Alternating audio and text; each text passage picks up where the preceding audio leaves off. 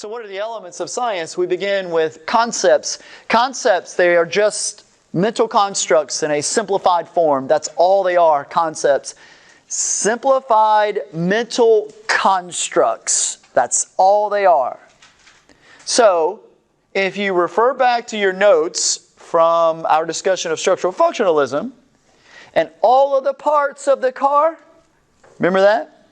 Remember how we listed all these different parts of the car, like the economy, like religion, like family, like criminal justice system, like culture, all of those parts. Those are concepts, everybody. They're just concepts. Simplified mental constructs. Back to family for just a second. I say family and you've got a mental picture of family. What does it mean to you? Well, it might mean something different to somebody else. See, this is the point about it being a simplified perspective, a simplified understanding.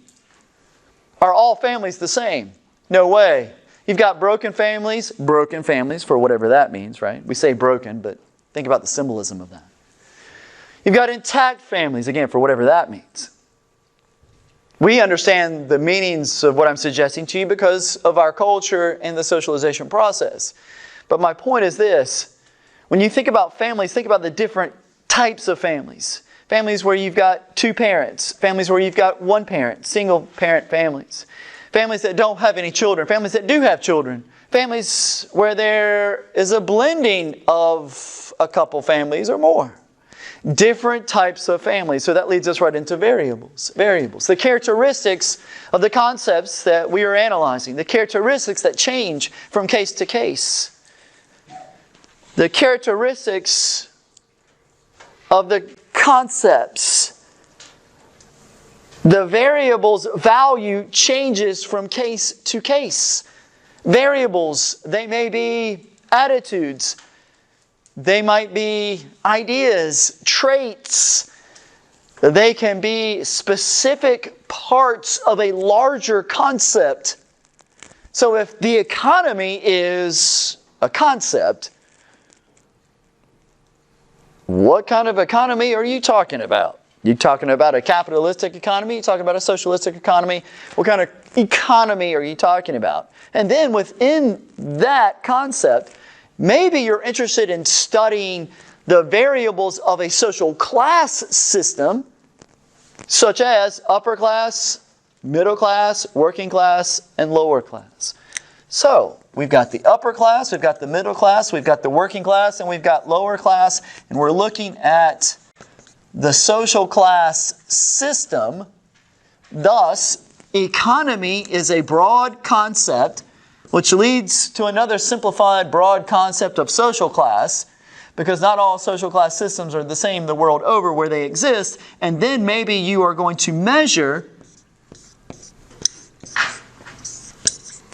the four levels of the social class in our own economic system. How do you get to be upper class, everybody? How do you get to be middle class? How do you get to be working class? How do you get to be lower class? These are the variables that we're going to measure. We're going to specify what the value is of each of the variables that we are studying and looking at. Especially true if we're going to ask people in a survey, hey, what's the social class you reside in? Their reported social class. You've got to measure their reported social class. So what are your specific variables? What are the benchmarks for upper class? Is it going to be you earn 250 G's a year plus? What's middle class? You earn 75 G's to 250 G's? Yes, that's what it's going to be. You're going to have to assign a value to these variables. For instance, how much money somebody makes might help you determine where they are placed in this system. But it also implies this. We're going to have to operationalize our variables. Operationalize our variables. Here's a question for you. Can you only measure somebody's income level in a given year to determine their social class placement in our social class system? No. Because if you're only measuring their income, might you be wrong about where they are placed in our social class system? Yes, here's an example. Somebody makes 300 G's, but they sell cars for a living. That's their occupation. More specifically, they sell used cars. Because I've thrown in that variable of occupational prestige and or just occupational status. What do most people think about used car salespersons? They're shady. They're shady, they're liars, they'll sell you a lemon. Now this is not true, right, Eddie, of all car salespersons, especially used car salespersons. But is that the stereotype that exists in our social structure? Is that the constructed reality, SI theory here, is that the constructed reality of used car salespersons? Yes. So maybe that used car salesperson makes 300 G's a year, but might the occupational prestige, the occupational status of their employment bring them down in the hierarchy of social class? Yes. What else are you going to measure? What other variable might you look at to determine where somebody falls into the social class system? Where they live. Where they live. Urban area, suburban area, rural area. They live in an upscale, gated community. They live in the projects. Where do they live? That's a great answer, Darius. Absolutely. All right, what else are you going to measure? The school they go to. Educational level, everybody. Educational level, absolutely. Educational level is a great variable to measure. Here's what we're talking about. If somebody finished only the 8th grade, where do they reside in the social class system? Just finished the 8th grade. Lower class. Lower class. They only have an 8th grade education, right? My paternal grandfather had an 8th grade education. You know why? Because as soon as he finished the 8th grade, his father took him straight out of school and put him right into where? Right into the fields. Right into the fields. This was a time when our economic system was largely based in agriculture. Right?